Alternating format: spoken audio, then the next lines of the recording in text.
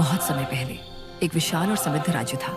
सोने जैसे चमकते महल, ऊंचे स्तंभ और शक्तिशाली सेना। उस राज्य का राजा था हिरण्यकश्यप। उसने कठोर तपस्या की, अग्नि के बीच खड़ा रहा, वर्षों तक ध्यान किया और अंततः उसे वरदान मिला। न वह दिन में मरेगा, न रात में, न घर में, न बाहर, न किसी मनुष्य से, न किसी पशु से। यह वरदान उसे अजेय बना गया और धीरे धीरे उसके भीतर अहंकार जन्म लेने लगा। एक दिन उसने अपने दरबार में घोषणा की, अब इस राज्य में कोई विष्णु की पूजा नहीं करेगा, सब केवल मेरी आराधना करेंगे। प्रजा भयभीत हो गई, सबने सिर झुका लिया। लेकिन उसी महल में एक छोटा सा बालक था, प्रहलाद। निर्दोष चेहरा, शांत आंखें और हृदय में केवल नारायण। जब हिरण्यकश्यप को यह पता चला कि उसका अपना पुत्र ही विष्णु का भक्त है, तो उसका क्रोध सीमा पार कर गया। उसने प्रहलाद को समझाया, धमकाया, लेकिन बालक के होठों पर बस एक ही नाम था, नारायण। क्रोधित होकर राजा ने आदेश दिया, उसे पर्वत की छोटी से नीचे फेंक दो। लेकिन जैसे ही प्रहलाद नीचे गिरा, एक अदृश्य शक्ति ने उसे थाम लिया। हाथियों से कुचलवाने की कोशिश हुई, पर हाथी उसके सामने झुक गए। जहरीले सर्पों के बीच डाला गया, पर वे उसे छू भी न सके। हर बार, हर प्रयास विफल रहा। राजा क्रोध से कांप उठा। तभी उसकी बहन होलिका आगे आई। उसे वरदान प्राप्त था, अग्नि उसे जला नहीं सकती। रात का समय था, आकाश में पूर्णिमा चमक रही थी। लकड़ियों का विशाल ढेर सजाया गया। होलिका प्रहलाद को गोद में लेकर अग्नि पर बैठ गई। अग्नि प्रज्वलित हुई, लपटें आकाश को छूने लगी, पर प्रहलाद शांत बैठा रहा, आंखें बंद, हाथ जुड़े हुए, नारायण नारायण।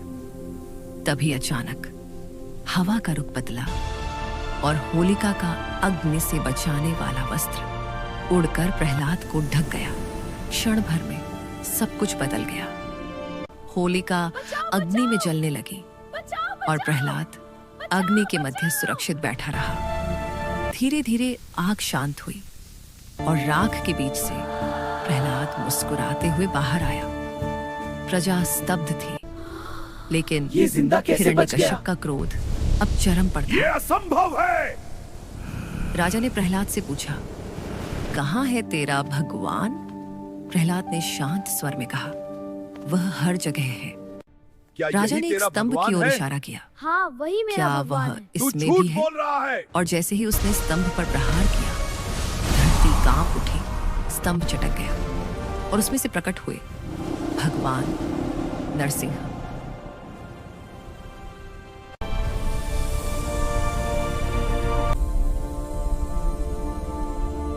संध्या का समय था, न दिन न रात। महल की चौखट पर न अंदर न बाहर नरसिंह ने हिरण्यकश्यप को उठाया और अपने नखों से उसका अंत कर दिया।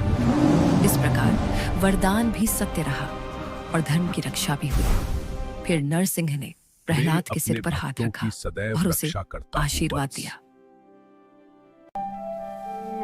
समय बीता। द्वापर युग में वृंदावन में कृष्ण ने अपनी माँ से पूछा, मैं सांवला क्यों हूँ और राधा इतनी गोरी? माता यशोदा मुस्कुराई, हाँ बेटा, जाकर उसे रंग दो। पुत्र, ये सब और वहीं से शुरू हुई रंगों की परंपरा। रंग जो भेद मिटा दे, रंग जो प्रेम बढ़ा दे। आज भी हम होलिका दहन में अहंकार को जलाते हैं और होली में प्रेम के रंग फैलाते हैं, क्योंकि होली केवल एक त्योहार नहीं, यह सत्य, भक्ति और प्रेम की विजय का उत्सव है।